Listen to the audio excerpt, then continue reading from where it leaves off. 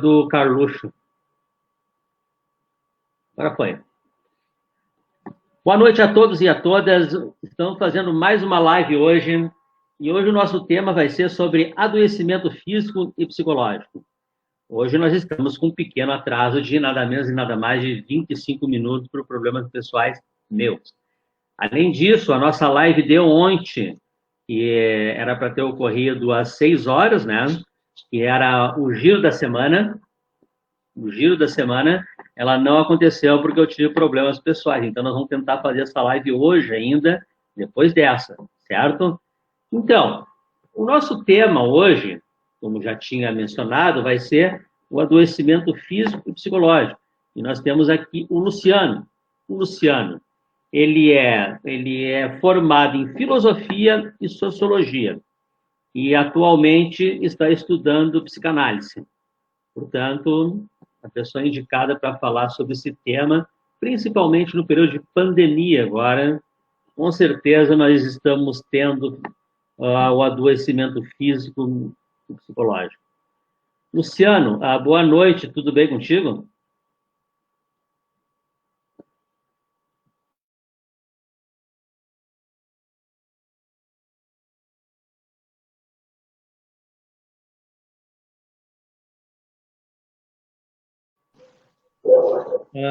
Boa noite, tudo bem? Estava com o microfone fechado ainda, né?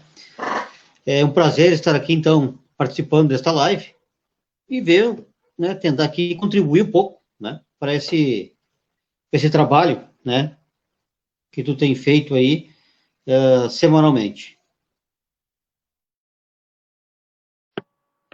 Luciano, toda vez que alguém vem aqui na nossa página pela primeira vez, e aí a nossa página, nós já temos aí atualmente 61 mil seguidores. Portanto, um número bastante significativo. Bom, Luciano, eu quero lhe perguntar referente ao nome da nossa página. Uma pergunta importante e as respostas são sempre diversas. Luciano, eu lhe pergunto, quem tem medo da história?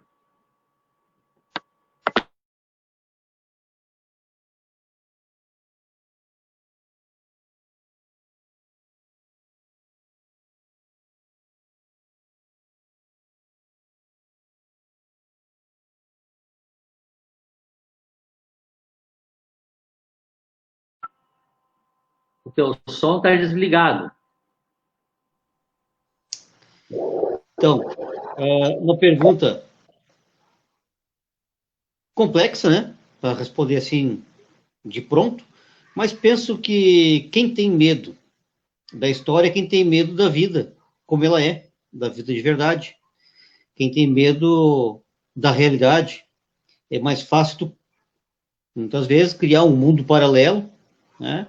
Ou tentar se alienar aos fatos, né, verdadeiros da vida.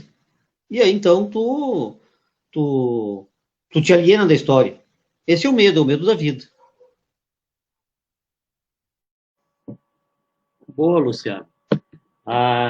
Então, assim, ó, já entrando no nosso tema agora, e fazendo uma pequena provocação já que a gente se atrasou um pouco, agora não vai ter jeito, nós vamos fazer concorrência com o Jornal Nacional agora. Agora eles que se virem agora. Tá? Pois bem, Luciano, esse tema aqui é um tema assim, ó, adoecimento físico e psicológico. Eu acho que tem muito a ver com a pandemia que a gente está vivendo. O adoecimento físico quando a gente não cuida do corpo. A gente acha que o corpo é Ou é a metáfora que a gente poderia usar, que o corpo seria uma máquina indestrutível, onde ele não precisa de manutenção, ele não precisa de reparos, e muitas vezes eu acho que se trata o corpo dessa forma, né? Como uma máquina imbatível. E o psicológico, né? E aí as duas coisas, quando andam junto, a pessoa entra, sem dúvida nenhuma, numa decadência, né? E aí é como se o mundo estivesse voltando contra ela. Fazendo uma introdução, Luciano, Qual é a ideia do adoecimento físico e psicológico? Bom, primeiro, eu quero falar aqui do título original, né, do trabalho. Eu falei que era a ideia de abordar, e aí tu até me alertou na hora, mas eu também não ia trabalhar ele assim na chamada, né? Que é psicossomática e a unidade, corpo e alma, espírito, corpo e mente, né? Então, essa palavra psicossomática, unidade, corpo e mente, ela já entra já que um pouco atrás. Esse termo psicossomático ele foi usado pela primeira vez por um psiquiatra alemão em 1818, Johann Christian August. Ele então usou esse termo psicossomático. E hoje, essa palavra já está um pouco assim do cotidiano. As pessoas já falam, né? Então, olha, tive um médico, consultei e eu continuo com o problema. O médico achou que era uma coisa, não é, o outro acha que é outra, não é, ninguém consegue descobrir. Acho que é psicológico, entende? Então, esse psicológico, tá, mas é no físico, então como que é psicológico? Essa é a questão, então, da psicossomática, né? E esse meu trabalho, eu fiz ele baseado na tese de doutorado de um psicanalista, onde ele busca na história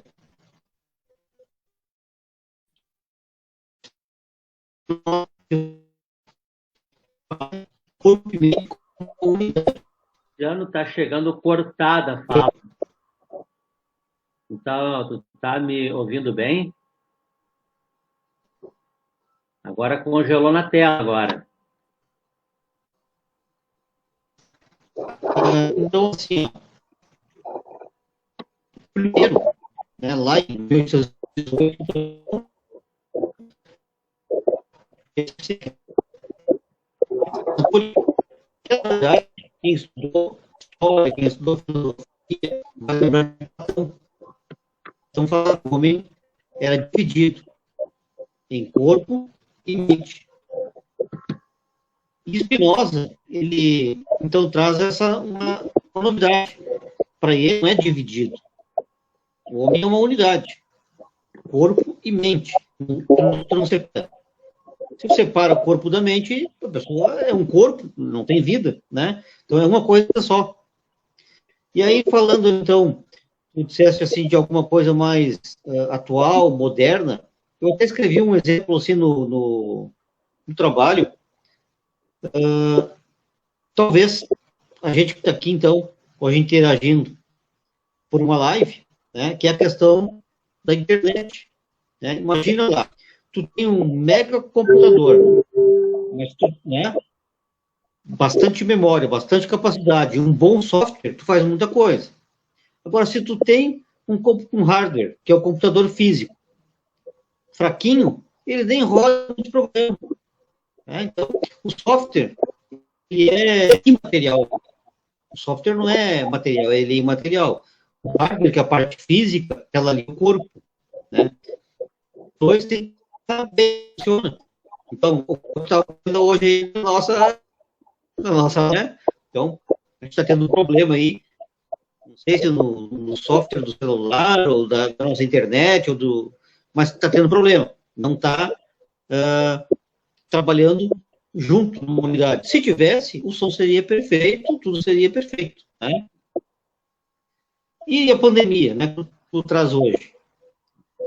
Tenho visto bastante gente falar em alguns programas, em lives, eu assisto muito no YouTube, né? Televisão mesmo de canal aberto, dificilmente. Mas tenho visto, assim, das pessoas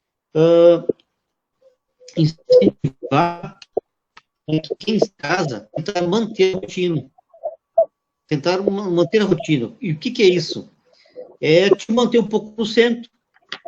Te manter um pouco no centro. Imagina, de um dia para o outro, uma pessoa que tinha, assim, uma vida bastante agitada, de repente se vê dentro de casa. que no início foram quem mais tiveram dificuldades, né, de se dividir em casa. Por quê? Tu olha assim, o quanto o idoso, nesse último tempo aí, nesses últimos tempos, eles têm tido uma vida bastante agitada, né? Uma vida bastante participativa, estão na rua, fazem parte de encontros, fazem cursos, fazem viagem, fazem tudo, e daqui a pouco tudo isso para, e é só dentro de casa. Então, aí vai vir um adoecimento, com certeza. Aí vem uma depressão, e aí também vai vir problema, né? Também de ordem física, porque o psíquico vai estar comprometido, ele vai estar numa mudança muito radical, não vai estar adaptado. E aí, ia fazer o que então? Tentar manter a rotina, ocupar a cabeça. Leitura, né, uma boa leitura, ginástica, caminhada, às vezes até dentro de casa, a gente viu aí que tem, né, em volta da casa, dentro do pátio, fazer alguma coisa, mexer o corpo. Isso faz parte. E voltando, eu voltei ali então no psiquiatra alemão, que pela primeira vez falou a palavra psicossomática, mas se a gente lembrar, né, tem uma frase bastante conhecida, mais antiga ainda, né, essa tem mais de 2000 anos, que é do filósofo Sócrates, que ele diz lá, né, corpo são, mente sã, e mente sã, corpo são. Então, olha o tempo que isso, né, que tem essa ideia aí, corpo e mente. E depois, sim, aí o Platão que aprofundou esse debate do corpo e mente, e aí ele separou na dualidade. E o Spinoza volta a unir de novo, corpo e espírito. Mas uma questão, Luciano, que eu acho que é importante, assim, ó, nessa tua fala. Se nós pegarmos a sociedade, ou pegarmos uma pessoa como referência, essa pessoa ela vai ter várias fases na sua vida. Ela vai ter a fase da infância, da pré-infância, infância, adolescência, vida adulta, meia-idade, terceira idade e idade avançada. Pois bem, o que dá para fazer uma leitura sobre isso é o seguinte, né? É a pessoa conseguir compreender as fases da vida. Ela pegar e se der conta que fase da vida que ela está. Por exemplo, uma das, uma das maiores causas de acidente com os idosos é acidente no trânsito. Eles são atropelados. E aí eles são atropelados pelo seguinte, eles vão atravessar a rua fora da faixa de segurança ou na faixa de segurança com a sinaleira aberta para os carros. E aí eles vão dar uma corridinha porque eles acham que dá ainda. Mas só que aquela corridinha dava há 20 ou 30 anos atrás. Aquela corridinha, naquele momento, não dá mais. E aí ele não está conseguindo compreender que fase da vida que ele está.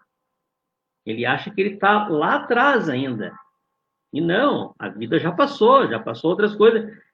Bom, e aí a gente volta na ideia do corpo ali, máquina, né? Aquela máquina já não é mais a mesma. Aquela máquina já não é o carro 0 km, né? É aquele carro lá, a Brasília 77, né? 75, 76, que está rodando ainda, né? Não é a mesma quando foi lançada lá e estava 0 km. Tem muitas limitações no nosso corpo. E eu acho que é muito disso, assim, ó. Certa vez eu ouvi de alguém da minha idade, aproximado, dizendo o seguinte: quem é que inventou essa bobagem de terceira idade? Ou melhor, de melhor idade. Melhor idade.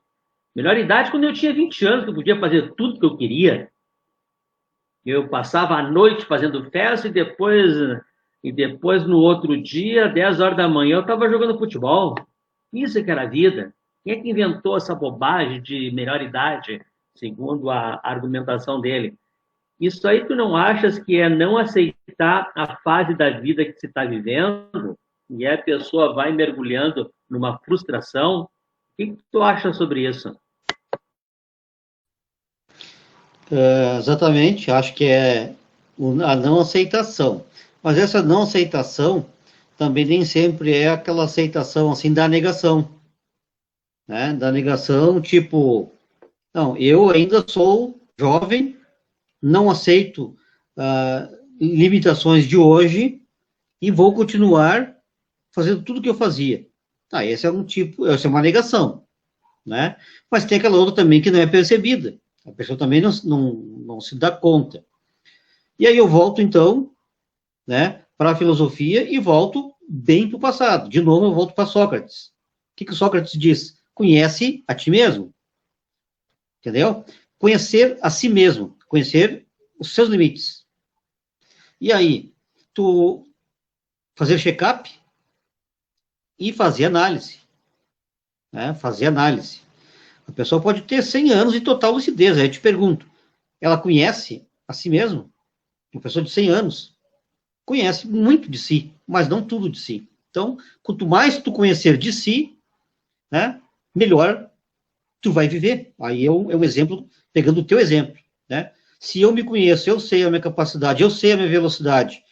Bom, reflexo, também o reflexo está menor, né? Aí a pessoa vai atravessar a rua, o carro vem vindo a 80 por hora e ele não tem essa noção de que velocidade está vindo. Ele acha que ele vai conseguir passar. Bom, você está com um bom reflexo, ele vê, bom, esse carro vem com uma velocidade muito alta, o meu passo é curtinho e não vou chegar no outro lado, né? Então, isso é uma questão de tu ter uma noção das tuas limitações físicas, né? E que passam, sim, por essa questão psicológica. E uma que tu também já levanta aí é a questão da negação, né? A negação por si só. A negação por si só não te leva a nada, né? Te leva para onde a negação? A negação é uma coisa que tem que ser trabalhada. Onde é que tu pode trabalhar a negação? Na análise. Então, a psicanálise contribui demais, assim, para a pessoa se conhecer. É na análise que tu vai te conhecer. É lá no divã, é lá com o psicanalista. Então, aquilo que tu não vê, o psicanalista vai estar lá te dando o caminho. Então, tu vai ser outra pessoa. Uma pessoa que se conhece mais, uma pessoa melhor em si e melhor para si. Não sei se eu respondi. Respondeu sim. Não, mas é interessante esse caminho que a gente vai, assim, ó, porque o fato de se conhecer, eu acho que pode ser a chave para uma felicidade. Eu diria que uma felicidade consciente e racional, porque a felicidade hoje ela está muito ligada ao consumo, né? Se eu consigo consumir, eu sou feliz. Se eu não consigo consumir, eu sou um fracassado. Mas eu queria que tu falasse uma outra questão, que eu acho que é importante. No século XIX, o ser velho era uma coisa muito importante, porque o ser velho transmitia a moçada. E não é por acaso que no século XIX, se nós olharmos as imagens antigas, as fotos, nós vamos perceber o seguinte: tem muitos jovens com umas barbas respeitáveis, barba lá no meio do tórax, e era padrão aquilo, era padrão. E aquilo era padrão porque aquilo mostrava respeito aquilo para aquela sociedade. Para aquela sociedade ser velho era algo respeitável. Só quando a gente chega no século XX isso muda. O bom do século XX é ser novo, é ser jovem, eternamente jovem. Não é por acaso, e eu faço uma brincadeira, só um comentário aqui, o Paulinho dos Santos, um amigo nosso aí, dando um abraço aos dois amigos e camaradas de luta aí, o grande Paulinho dos Santos, dando um abraço para nós aí. Mas, Luciano, aí teve essa mudança aí do século XIX para o século XX, tá? No século XX é ser jovem, é não envelhecer, né? E aí digamos que tem muita propaganda em cima disso. O maior exemplo, eu não sei se tu já se deu conta, e não sei se fui eu que observei isso aí, ou eu olhei de alguém, automaticamente copiei, é o seguinte: tu já observaste quando se pergunta a idade para alguém e esse alguém ele lhe responde o seguinte: eu tenho 4,2, eu tenho 5 ponto, no meu caso, né? 5,3. Sabe qual é a interpretação que eu faço disso? É na ideia do ser jovem, né? Essa pessoa está associando a idade dele à potência de um carro. No meu caso, eu não tenho 53 anos, eu tenho 5,3. Essa loucura do ser jovem eternamente, sabe? Eu queria que tu comentasse essa nossa paranoia de ser jovem. Só um comentário aqui da Tina Corrente. A quarentena favoreceria este conhecer a si mesmo, concordo com ela, visto que muitos pararam suas rotinas, estão sendo obrigados a conviver com sua presença. Olha que interessante, sendo obrigado a conviver com a sua presença, nós convivendo com nós mesmos. Olha que desafio, né? Mas de que forma isso é possível? Ela já está te fazendo uma pergunta aí, como é que a gente convive com nós mesmos e isso é possível? E a questão dessa doideira aí do ser jovem para sempre, eternamente jovem. A questão do jovem para sempre, eu penso assim que ela está muito ligada à questão de mercado, né? A questão de quem gasta, de quem vai gastar, para quem o mercado está aberto. Isso já foi mais forte, né? Já foi mais forte. Por exemplo, o mercado hoje também está aberto para pessoas de mais idade. Até pouco tempo atrás, não. Não existia nada para pessoas de mais idade. Tudo era para jovens. O mundo era para os jovens. O emprego era para os jovens. Né? Por exemplo, passou de 40 anos, tu arruma emprego onde? Concurso público, teu caso, ou no meu caso, que agora trabalho autônomo. Né? Fora isso, numa empresa, a nossa chance de trabalhar numa empresa mínima, passamos de 40 anos. Né? Então, isso tem aí um dedo do mercado, né? Na questão do fetiche, da compra, da comercialização, né? Da propaganda, e também, né, o empregado tem mais saúde, com 20 anos de idade, né, adoece menos, é menos atestado, e por outro lado, a pessoa também está num momento muito importante, que às vezes está começando carreira, começando família, começando um monte de coisa, e aquele turbilhão. E quando o cara tem a experiência, né, ele tem a experiência de vida, de trabalho, de profissão, de tudo, aí ele é excluído do mercado de trabalho. Interessante, mas para mim isso tem um dedo do mercado muito pesado nisso, né? O mercado ele dita muita coisa para nós, né? E o que a Tina fala ali sobre a questão do conviver com si mesmo é um momento interessante, é um momento importante, né? É um momento importante. Por exemplo, muitos momentos da vida da gente, a gente quase nem sabe que a gente existe, né? Por exemplo, quando tu está numa época lá de fechamento de trabalho de conclusão, né? Que tu começa a retomar as bibliografias, que tu começa a retomar o texto, começa a ver assim, bom, o que eu fiz, o que eu não devia ter feito, o que dá para fazer mais, e aquilo te ocupa 24 horas por dia.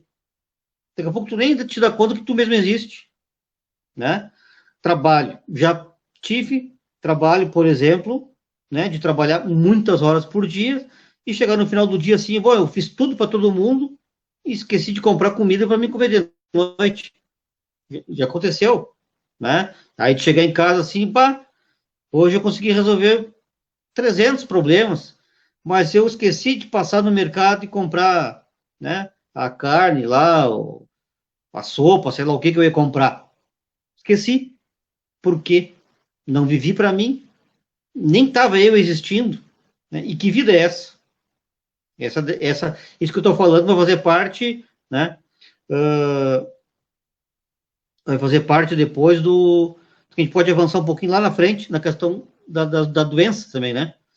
Então, esse é um momento importante, esse da quarentena. Ele é um outro momento. Não é o suficiente, mas é um grande momento, né? Esse momento da dinâmica, da nossa dinâmica, né, do dia a dia, trabalho, sociedade, e por aí vai. É um momento. O outro, esse momento, então, da introspecção, né, momento que tu vai estar em casa, então, pensando você mesmo, né, é um momento diferente daquele que tinha antes do trabalho. Mas ainda, para a psicanálise, falta um outro momento, que é o momento da clínica, que é o momento do divã, que esse vai te fazer avançar mais ainda. Então, com essa observação do viver para si e se sentir, né, vai dar um salto. E eu espero que muita gente vai sair dessa quarentena com esse salto, né? Vai sair melhor. Se souber enfrentar a quarentena, vai sair melhor. Na economia, quem não quebrar, bom, vai sair depois, né? Na vida familiar, na vida social, quem conseguir passar por essa quarentena, bom, é quase uma pessoa eterna depois, porque tudo vai ser fácil.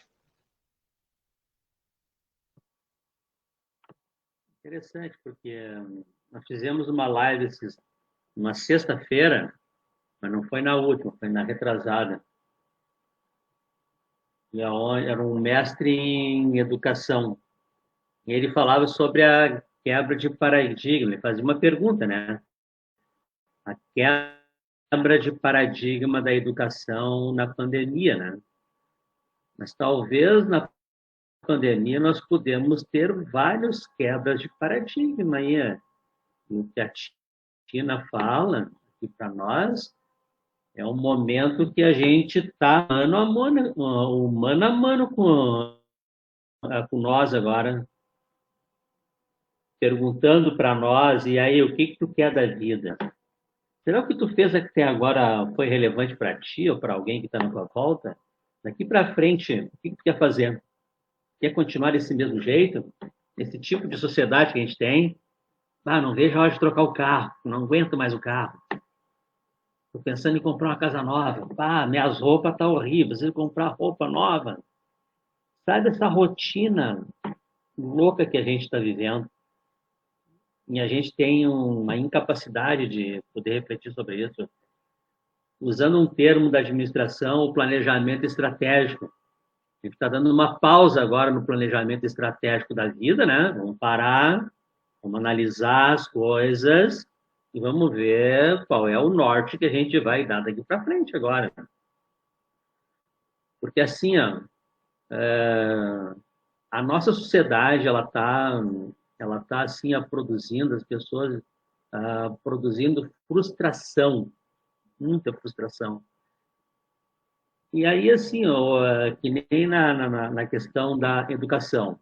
Nós estamos agora no Estado, o município, a recém vai começar a se mexer. O Estado, ele vai disponibilizar uma plataforma para nós professores e alunos trabalhar. Plataforma específica é uma sala de aula virtual. Tá? Aí, claro, tem todo aquele processo de adaptação dos alunos, tudo mais, etc., tudo isso. Mas aí já pode ser.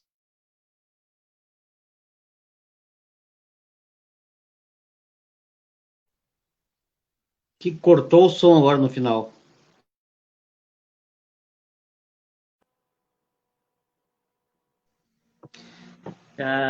Nessa quebra, Cortou o som que no a gente finalzinho. pode fazer? Oi, agora deu. E nesta que a gente pode fazer, o que é essa quebra de paradigma que eles estão disponibilizando essa plataforma para nós, né? Tá? E aí tem adaptação dos alunos também, como a nova tecnologia, um novo preceito ali que a gente pode estar aprendendo, tá? Mas claro que isso assim, como é que eu diria? A pandemia está nos atropelando, ela está nos obrigando a fazer coisas diferentes. Isto é, não está sendo por livre e espontânea vontade nossa, e nem no Estado. O Estado vai disponibilizar a internet para os alunos que não têm condições. Em condições normais, isso seria impossível o Estado pensar em algo parecido, seria impossível, né? mas a gente tem isso. Mas a questão que eu queria comentar contigo, assim, é da frustração, tá? Num primeiro momento, quando disseram para nós, olha, pessoal, vamos lá, vamos dar um conteúdo para o pessoal aí, e quem não tiver internet, que vá atrás, que corre. Eu fiquei imaginando assim, a gente até fez porque tem que cumprir ordens, né? Fica pensando assim, mas será que aquele aluno que não tem internet, será que ele não vai se sentir, como é que eu diria aqui, será que ele não vai se sentir um derrotado? Não vai se sentir um frustrado? E aí Inferiorizado. entra nessa inferiorizado. E aí o Estado, assim, chega e diz, se vira. Tinha até uma propaganda do governo federal sobre o Enem, que dizia assim, pessoal, estude de qualquer jeito, estude, estude, não importa como, estude. E aí, essas questões, assim, aqui, aí eu queria que tu comentasse sobre a psicanálise agora, entrando na questão do aluno, nós temos uma quebra de paradigma, possível quebra, que pode ser importante, né? Mas como é o cuidado que a gente tem que ter para não dizer que uma parcela dos alunos são derrotados porque eles não têm acesso a uma determinada tecnologia? Torcendo muito que o governo vai fazer aí de certo. Paulinho comenta para nós aqui e já te passo. É como combinar o viver para si, a vida coletiva no sentido de não ampliar a individualidade e o egoísmo. Um grande desafio, né? Dar um basta neste individualidade e no egoísmo, começar a pensar as coisas coletivamente. O que tu pensa sobre isso, sobre o aluno que pode se sentir frustrado nesse momento que nós estamos vivendo? Primeiro, começando com a questão do paradigma. Quando falo em paradigma, eu me lembro do filósofo Thomas Kuhn, que trabalha muito a questão do paradigma. E o paradigma, se tu for analisar, ele é uma espécie também de uma redoma, ele nos segura, né? Ele nos amarra. Um paradigma, ele te limita, né? E como é que tu avança? Rompendo paradigmas. Às vezes tu tem que subverter, né? Subverter total, né? Se tu pegar na história, né? O que o Marx fez? Pegou Hegel e aí, né, tem aquela brincadeira que tu põe Hegel de perna para cima, é o Marx explicando como funciona a sociedade, né? Então, às vezes tu tem que fazer uma mudança drástica. Agora, nem toda mudança drástica também dá certo, né? Não é só a mudança pela mudança. Aí tem um debate assim que a gente vê na sociedade muito antigo, né? Tem que mudar. Sim, mas tem que mudar o quê? Ah, tem que mudar tudo. Mas mudar para onde? Mudar, né? Para qual sentido? Pra, né? Qual o motivo de mudar? O que tu quer mudar para quê? Tu não tem um objetivo claro. A mudança por mudança não diz nada, né? Para mim não diz nada. Simplesmente a mudança pela mudança. A questão da aula por a distância, bom, vou te dizer que eu acho difícil até para nível superior. Eu vejo difícil para nível superior. Na educação básica, eu imagino, educação à distância da educação básica, não entende? Não consigo compreender. Agora, também voltando um pouco ali do que foi falado antes, da questão do isolamento, né? Que tu levantou ali da questão da pessoa, aquela rotina do trabalhar para trocar de carro, trabalhar para ter roupa cara, trabalhar para... Né? Hoje, trabalhando, tendo salário ou não tendo salário, o cara está em casa. Tu quer carro para quê se não pode sair de casa? Entende? Tu vai ter uma roupa assim, super chique para ficar em casa. Tu vai ter um carro, né, de última geração guardado na garagem, porque tu não pode sair de casa. Aí, isso pode dialogar um pouco com o que o Paulinho traz ali sobre a questão do individualismo. Tu te enxergar no outro e começar a enxergar o outro. Começa a te enxergar igual a ele.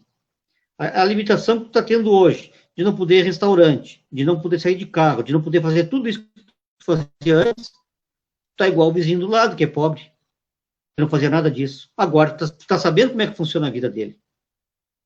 tu tá vivendo um pouco da vida do outro, né? Tu tá, por exemplo, ainda ontem num grupo de WhatsApp ali, falado sobre a estátua não lembro agora lá do derrubada, né? E aí uma pessoa conhecida da minha relação pessoal, até é formado em filosofia, né? Álvaro Alencar, filósofo.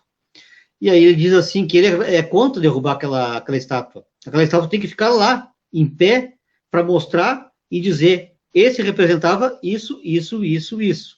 E eu acrescentei ainda no grupo. Para mim, é o mesmo sentido faz do que tu manter, por exemplo, o Museu de Auschwitz. Tu manter o Museu do Holocausto.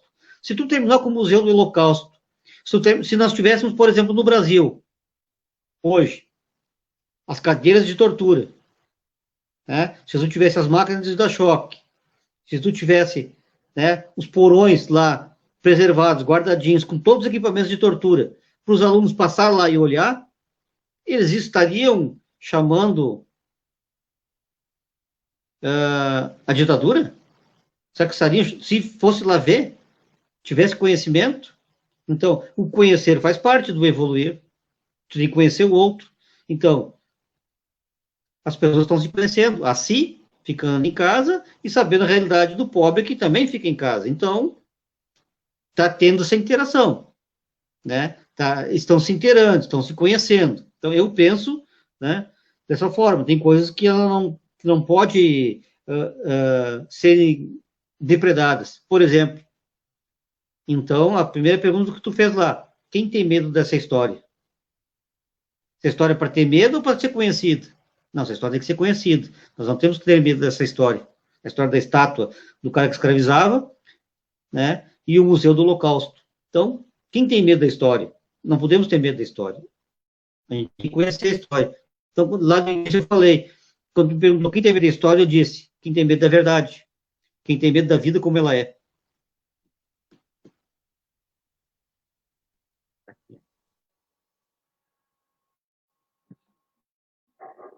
Mas a questão, assim, quer ver?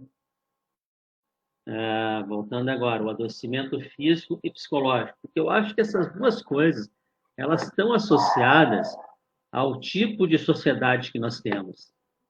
Eu acho que isso ela está casado, pegando aqui, ó, o psicológico, tá?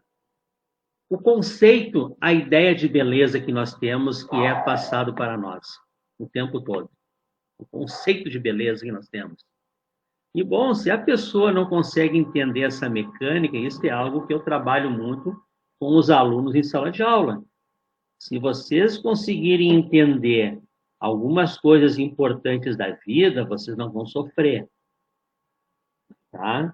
E uma das coisas básicas da vida é o seguinte: se eu não consigo comprar aquilo que eu quero ou aquilo que eu acho que eu quero, eu não sou um fracassado. Entendeu? Tu não pode associar isso à questão do fracasso porque eu não estou conseguindo consumir. Eu acho que isso que assim, muitas vezes a nossa sociedade ela imprime para nós, muito na ideia da sociedade de meritocracia. Tá? Estava assistindo esse final de semana uma live muito boa e aonde eles falavam sobre a questão do programa da Rede Globo, que teve na Globo News, se não me engano, saiu um debate, eles estavam falando sobre racismo, e eles levaram só pessoas brancas. Aí depois, no canal aberto, eles corrigiram, e na sexta, se não me engano, eles falaram sobre o tema racismo e levaram só negros.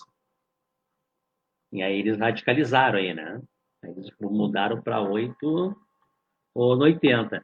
Mas ali dizia o seguinte: ele pegou como exemplo, a Globo sempre foi contra a questão das cotas. Por quê?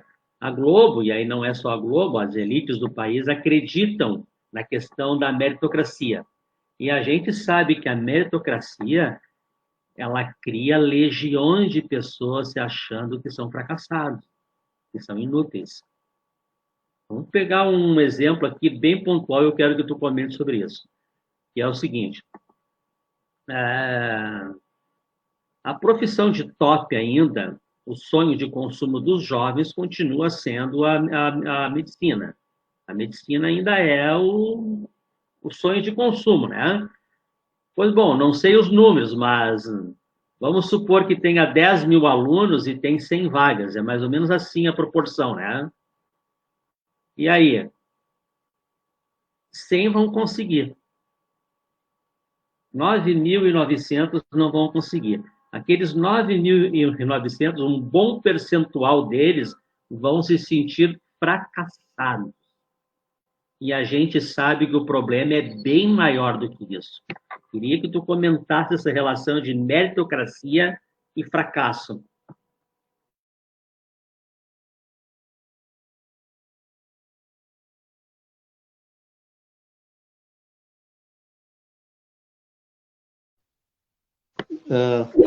Tinha esquecido de colocar o som. Então, voltando no início da tua fala, quando comentou ali sobre a questão da pandemia do hoje, né? O que é a pandemia hoje? A pandemia, ela foi politizada no Brasil, para o bem e para o mal, para todos. Ela está muito politizada. Dizer que lado A está 100% errado, o lado B está 100% correto, ou vice-versa, é complicado. E aí eu pego um exemplo. Quando no início, né, bem no início, o presidente fala, isso aí é histeria.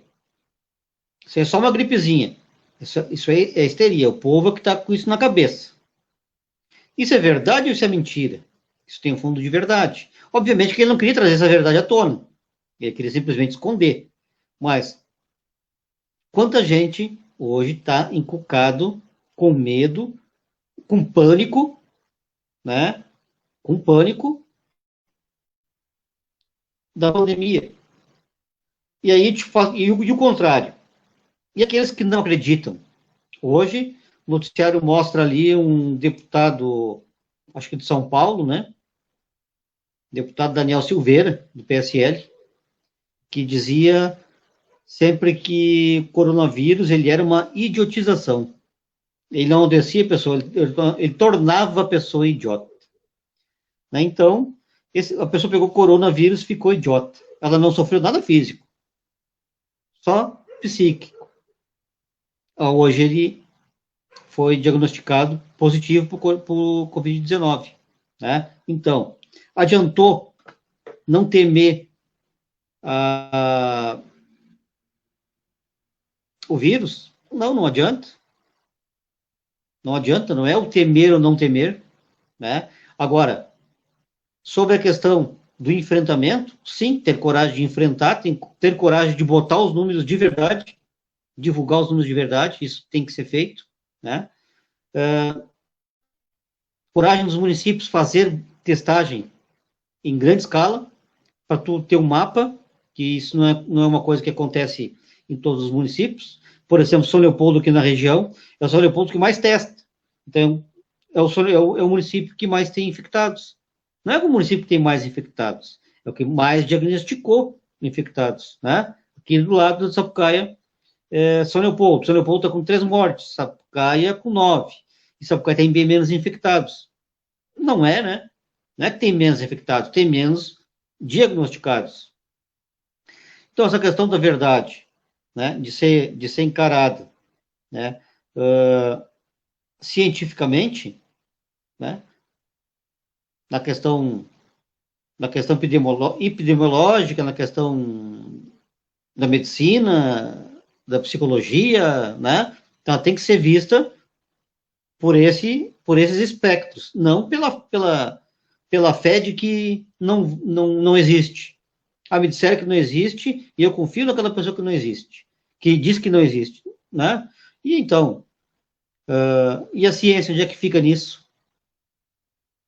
Né? Então, existe sim, e o vírus ele ataca o corpo, mas ele está atacando também muito o psicológico das pessoas.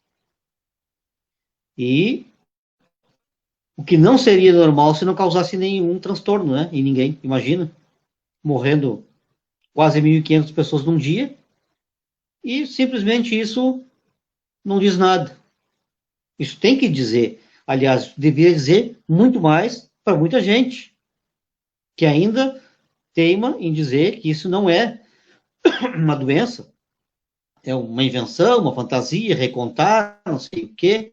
Não existe. Né? Então, acho que esse tema hoje também, com o título aqui do programa, né, quem tem medo da história, quem tem medo da verdade. Né? Essa negação é uma negação absurda.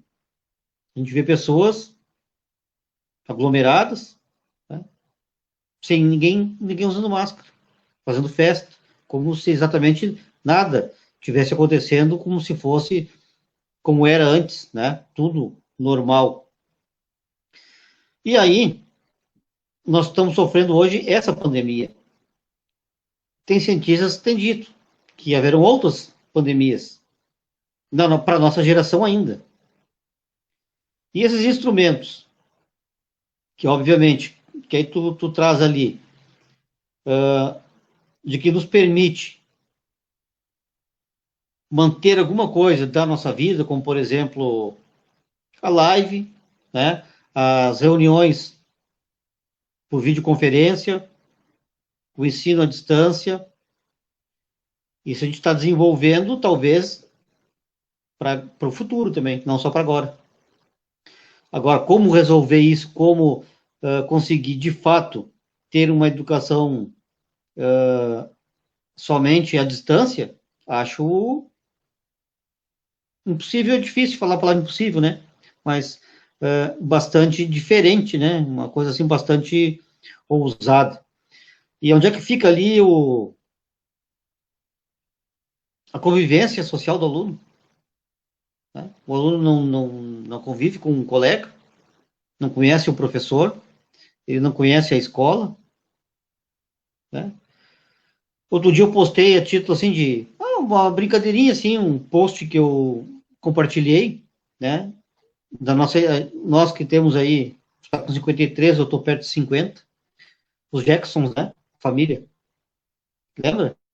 Que eles paravam na frente da televisão e conversavam com o chefe dele na televisão. Hoje é isso, né? A gente está ali conversando com a televisão, com a videoconferência, aqui conversando com o celular, né? Imagina, a gente nunca imaginou, né? Se alguém te dissesse assim, um dia tu vai poder carregar o telefone, tu pensa assim, pô, será que eu vou ter que carregar aquele orelhão nas costas, né? Então, é um celular que ele é telefone, é televisão, é um monte de coisa, né? E a gente hoje menos usa como telefone, né? O celular. Se usa mais para vídeo, como está fazendo aqui. O WhatsApp é um outro instrumento que ele é bastante útil, né? O que a gente, às vezes, tinha... eu lembro até pouco tempo, assim, precisava mandar um documento. Pá, e agora, quem é que tem scanner? Lembra da época do scanner? Scanner nem existe mais. Tu tira uma foto aqui do que tu queria escanear e manda pelo WhatsApp. E deu. Tu manda um livro pelo WhatsApp, tu manda um vídeo pelo WhatsApp. Né? Então, são novas tecnologias. Agora, a gente tem também, não pode esquecer o outro lado. Né? Não pode esquecer o outro lado. Tem famílias aqui em Sapucaí, eu lembro de uma aí que moravam 14 pessoas numa casa. E não é uma casa, né? Uma casa, num casebre, 14 pessoas. E aí, como é que tu imagina os irmãozinhos, que já misturado com tio, com sobrinho, né? Não é a classe da classe média alta, que cada um tem o seu quarto e cada um tem o seu computador no seu quarto para poder estudar. Né? A dificuldade até é de pagar a luz, não é nem pagar conta telefônica, pagar a internet. Não é uma realidade que pega todos. E aí, então, sim, poderá ser uma realidade assim mais cruel do que o vírus. Porque essa vai matar essa vai pegar só os pobres. Não vejo condição de uma criança estudar com aparelho celular, com notebook. Né? Pessoalmente, no básico, né? Não tem? Mas sabe qual é a comparação que dá para fazer? Esse fim de semana eu terminei de escutar. Agora eu tô, agora eu tô trabalhando agora. Eu estou aproveitando e escutando livros agora, os audiolivros agora. Como tem livros que nessa vida eu não vou conseguir ler, né? E não sei se vai ter outra vida ainda, né? Aí estou trabalhando ali, vou escutando um livro ali. E aí, no final de semana, eu escutei o Dom Quixote. Sempre tinha lido algumas resenhas dele e tudo, mas nunca li. E aí eu comecei a escutar o livro. Aí tu sabe qual é a impressão que me dá, e aí acho que tem um pouco a ver com o nosso mundo atual. O Dom Quixote, ele cria um mundo paralelo. Um mundo que não existe, ele cria. Porque a ideia do cavaleiro, na época dele, já não existia mais. O mundo já estava na Idade Moderna ali, né? Já estava na transição ali, no período transitório. Até o século X, século XI, XII, o cavaleiro era a grande instituição, o cavaleiro. Ser cavaleiro era algo muito respeitável naquela sociedade. Pois bom, na época do Dom Quixote, aquilo já não existia mais, o cavaleiro. E normalmente o cavaleiro é uma pessoa jovem. E aí ele escreve o seu romance com o Dom Quixote, é uma pessoa velha. Uma pessoa velha que vai conquistar muitas glórias e tudo. E aí o catavento para ele é um grande monstro. As ovelhas lá para ele são cavaleiros inimigos que querem derrotá-lo. E aí eu acho que tem muito a ver com a nossa sociedade hoje, de as pessoas não quererem encarar a realidade como ela é. A realidade tete a tete. Por exemplo, o Nietzsche dizia o seguinte: quanta verdade que você consegue suportar? Quanta verdade? E aí ele trabalhava com a ideia do seguinte, assim, as pessoas não conseguem suportar a verdade. Então elas vão criando um mundo paralelo. Elas vão criando outros mundos e vão fugindo. Hoje a gente não está vivendo isto. As pessoas querem fugir do mundo que nós estamos vivendo. Nós estamos numa era de revolução tecnológica extraordinária. O exemplo que tu deu do desenho ali do Jackson era isso, né? Na nossa infância, nós não seríamos capazes, os adultos da nossa infância, não seriam capazes de poder imaginar aquilo. Seria impossível imaginar uma situação daquela, né? Pois bem, hoje a gente tem uma realidade e as pessoas não querem aceitar. Vamos pegar um exemplo. A nomofobia. O nomofóbico, ele não aceita a realidade. Ele não aceita o mundo como ele é. Ele não aceita a opção das pessoas. É como se ele estivesse querendo viver um mundo fechado, só ele com os seus valores. E ninguém pode entrar nesse mundo dele. E eu acho que a gente tem essa confusão na sociedade, né? E aí, o nosso maior expoente, o presidente da República, né? Ele nega tudo isso. Então, a gente vive numa situação assim de extrema complexidade, né? E aí, retornando à questão do ponto inicial nosso, né? A pessoa, quando vai ficando doente, né? A questão física e a questão psicológica, elas estão casadas, elas andam lado a lado. Pois bem, nós temos vários profissionais que conseguem tratar disso, né? A questão do corpo, a gente tem vários profissionais que conseguem tratar disso. A questão da mente, nós temos outros profissionais que conseguem tratar disso. Mas na tua opinião, Luciano, por que as pessoas estão fugindo dessa realidade que a gente está vivendo hoje? Será que é mais fácil se esconder e negar todas elas? Que nem aquela brincadeira de criança, coloca as mãos no ouvido e diz, eu não quero escutar. Queria que tu comentasse sobre isso, a sociedade não querendo aceitar, uma parcela da sociedade, não querendo aceitar esse mundo que a gente está vivendo.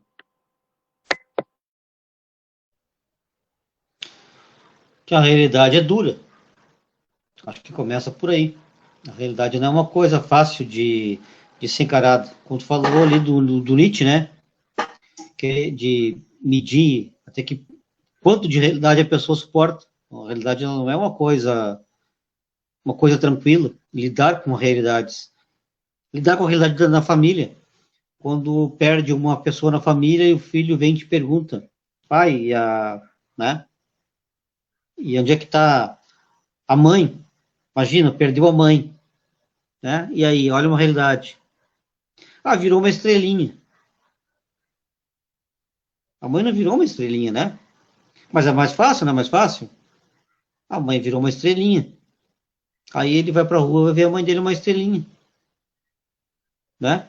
Então, tu cria um outro mundo, tu adapta um mundo para ti. Eu acho que ali tá criando um mundo adaptável para si. Por isso que a pessoa foge muito da realidade, que a realidade não é uma coisa fácil mesmo, né, de lidar.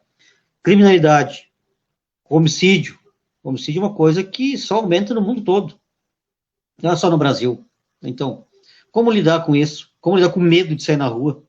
Né? Então, tem essas questões assim, desses mundos paralelos, né? E alguns, assim, até muito exagerados. E voltando, assim, um pouco aqui do que eu queria ter falado, a gente andou um pouco, assim, para vários assuntos, foi bom. Mas, por exemplo, assim, quando eu falo a palavra trauma, ela lembra o quê? Né? Uns vão lembrar, bom, um trauma que eu tive, um susto, um medo, né? E aquele trauma do traumatologista, que eu quebrei a perna e fui lá, que também foi um trauma. Então, o trauma, ele é físico, é psíquico. E aí te pergunto, e quando ocorre o trauma físico? Eu quebrei a perna, eu caí de uma escada, eu quebrei a perna, né? Eu tive ali um trauma físico, mas pode ter certeza, um trauma psíquico também. Eu vou ter que, né, trabalhar psicologicamente para mim de novo subir naquela escada, né? Um acidente de carro, bateu o carro, teve vários traumatismos e tal, mas também ficou um trauma psicológico. Então, sempre um vem acompanhado do outro. Acontece junto. Não é assim, bom, quebrou a perna primeiro, depois veio o trauma do susto. Não. Eu não sei o que, depende, em muitos casos eu não sei o que é o pior, né? E, por exemplo, assim, a queimadura. E a gente aprende com os traumas, né? A gente aprende traumas. Um exemplo bem comum da criança quando bota a mão no fogão a lenha, queimou o dedo. Né? Talvez até a queimadura mesmo foi pouco, agora o susto foi bem maior. Foi bem maior, mas sabe que houve a queimadura. Então, sempre, né, a gente, quando vai pensar a nossa questão de saúde, ela está relacionada, física, né, e psíquica. E aí um exemplo assim, as pessoas, tá, mas eu não acredito que isso acontece. Bom, a primeira vez que tu foi falar, por exemplo, uma experiência minha, a primeira vez que eu fui falar em público para 200 pessoas, coração disparou, né? Ansiedade, dificuldade para respirar. E na hora que eu falei, não enxerguei nada, fiquei cego. Terminei de falar, nem sei o que eu falei. Então, e tudo isso, o não ver físico, né? Coração acelerado físico, o ar físico, mas tudo por uma experiência, né, psíquica. Eu estava nervoso, então isso mostra diretamente ali, né? Por exemplo, uma coisa assim bem antiga, que desde criança eu escuto falar é a tal da úlcera nervosa. Está aí um exemplo.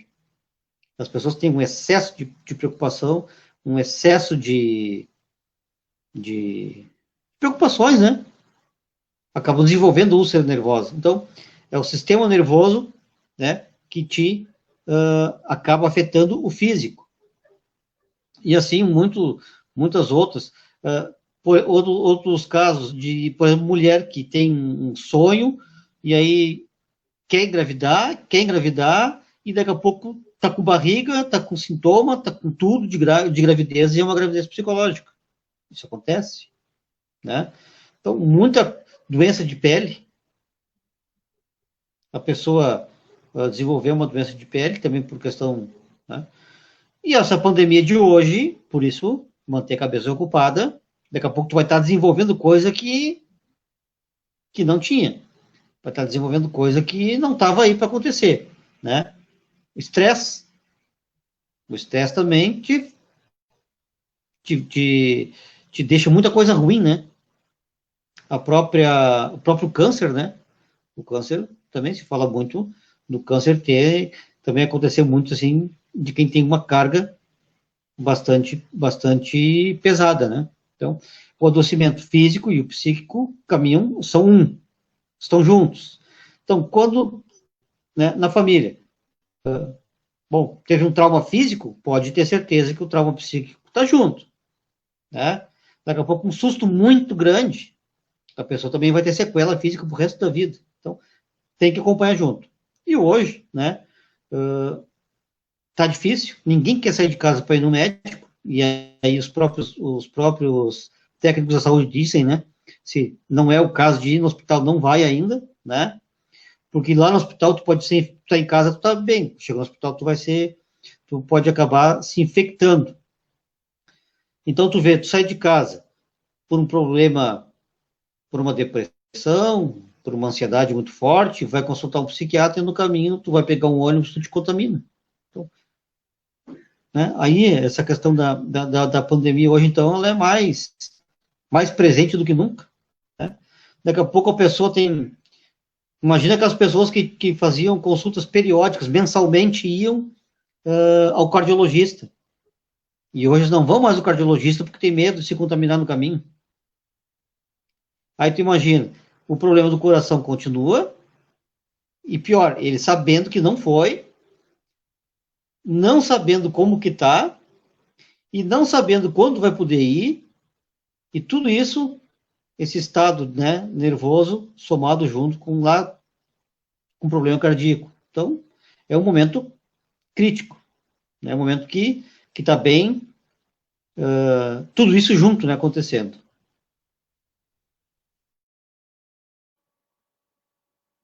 Bom, agora a gente se encaminha para o final, já temos 1 hora, 2 minutos e 33 segundos. E a Tina aqui comenta conosco aqui, Luciano, o seguinte: um dia virá a cura do vírus, mas essa doença, a sociedade negar a verdade e a ciência, aí faremos o quê? Aí é uma questão assim complexa que eu ainda acho que a escola ela é um dos pilares da sociedade. E a escola tem uma tarefa importante nisso, poder trabalhar com os jovens. Nós temos que mostrar para os jovens a realidade como ela é, e para a gente conseguir se virar em cima dessa realidade, né? Porque o mundo não é um conto de fadas. Mas, Luciano, terminando agora a nossa live, de fato, uma última pergunta agora, que tem a ver com a história também, né? Se tu pudesse voltares no tempo, qual o fato histórico que você mudaria? Pois é, e será que a gente muda um fato histórico? Né? O que é um fato histórico? Aí agora eu me peguei meio desprevenido nessa pergunta assim, né? Eu mudaria um fato histórico? Da minha história, sim, né? E eu acho que seria eu ter me dedicado a me conhecer antes, há mais tempo atrás, né? Ter me conhecido melhor antes do que como eu me conheço hoje e ter me ouvido também mais tempo atrás. Acho que eu mudaria isso. Porque quando a gente fala no fato histórico, né, nos remete a uma questão assim de compreensão até de sociedade, né? Que seria a questão assim, ó,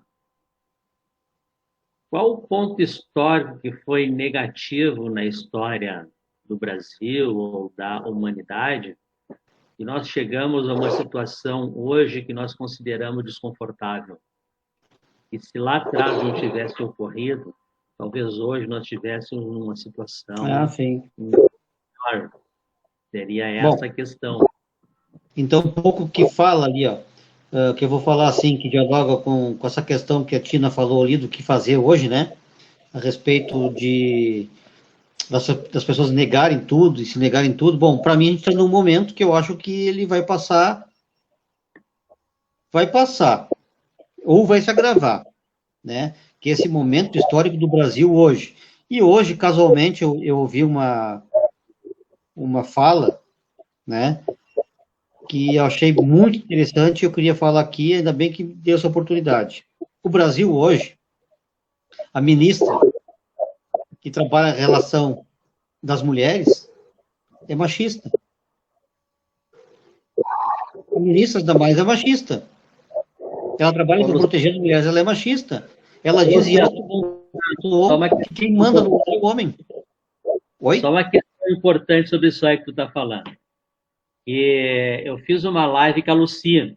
E a Lucia me trouxe um termo que eu achei importante.